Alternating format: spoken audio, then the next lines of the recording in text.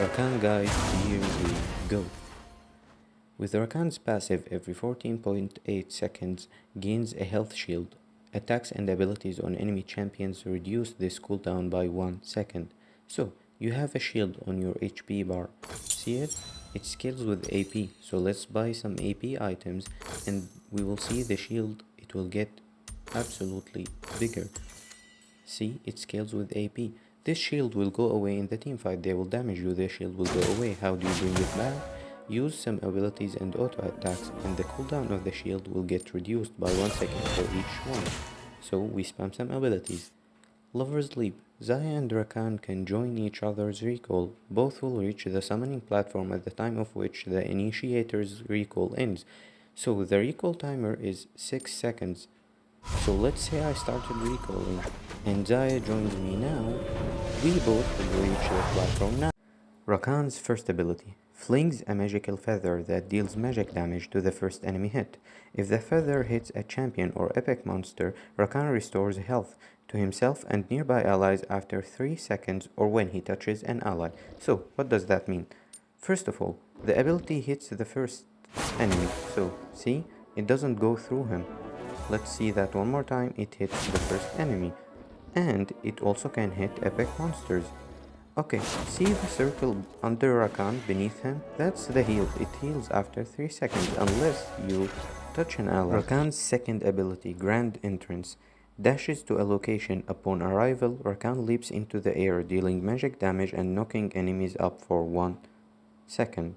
So, basically you see this circle? Even if you hit the edge of the circle, the enemies will get knocked up. If you hit the center, same thing, the enemies will get knocked up.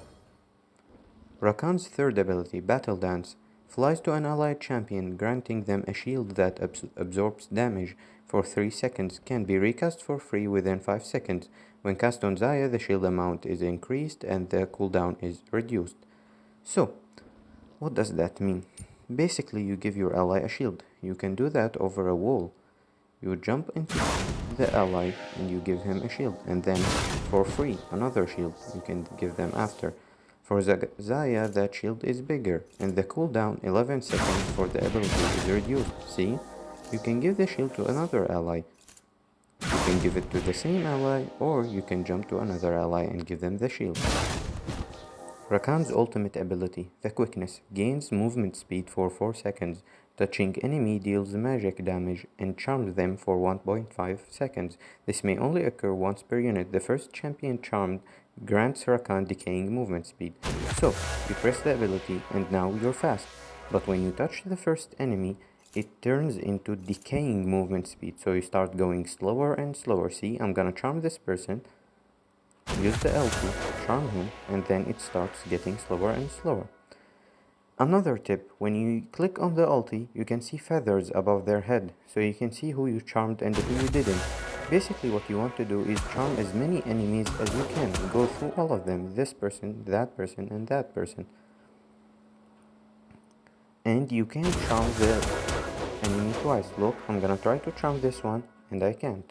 So that's it. Now that we know all of Rakan's abilities, let's see how we can combo them and what we can do with Flash and Protobelt. First ability and Flash, does it work? Yes, it does. Is it worth doing? I don't think so, unless you really want to finish someone. Second ability with Flash, does it work? No, it doesn't. Let's see that one more time. The Flash doesn't work. The third ability is a shield, so comboing with Flash doesn't work. Unless you flash before the shield, of course. With ulti, you can flash after the ulti. It's a good engage, but you can use Protobelt with the ulti. It doesn't work with first ability and second ability though, but it does work with ulti. You can ulti and then Protobelt, it's a good engage. So, what you're looking for with Rakan is CC, crowd control. You want to do something like that. So, Protobelt is a gap closer. You want to get close to enemies. If you're far ahead, you can also use your shield to get close to your allies and then engage. So, Protobelt, shield, you want to engage with your second ability. So, basic combo with Rakan, second ability into feather, some auto attacks. If you have electrocute rune, you'll proc it. And then you have the heal, you can give it to an ally. Easy, right? You can do a lot of things with Rakan, like Protobelt, gap close, and then engage with the second ability, use ulti after maybe.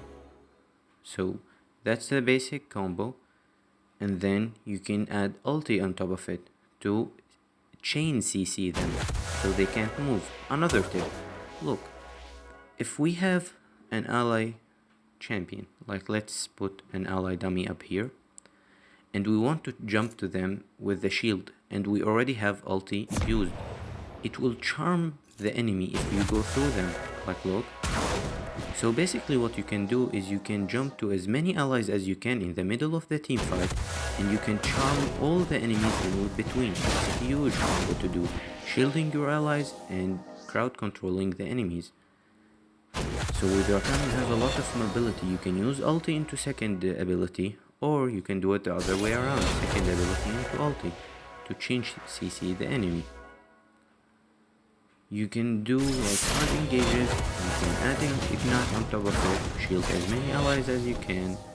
So that's basically what you're looking for, shielding allies, CCing enemies, like comboing with your ignite, first ability, and that's pretty much it. Enough about the combos, let's go into the build. For the Rakan build, this is the build that I go for. It's a hybrid build, a mix between AP and tank Rakan. It's always solid, always viable. First item, Rod of Ages, some max health, AP.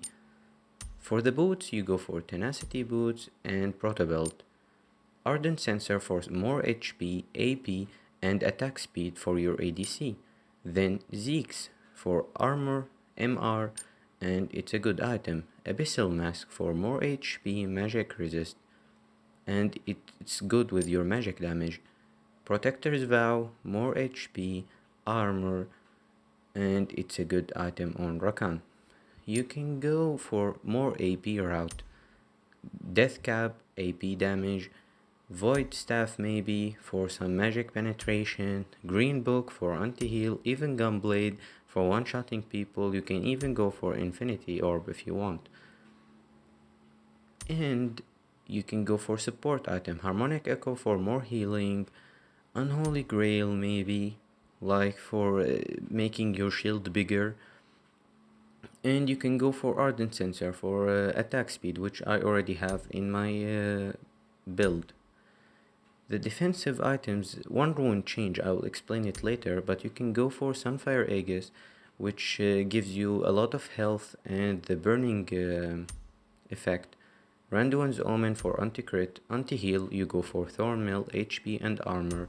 You can go for Deadman's Plate for the movement speed and more HP and armor, of course.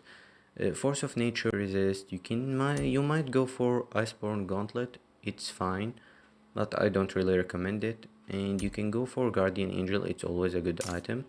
For the runes, I go for Electrocute to help me with my engage and bursting down enemies.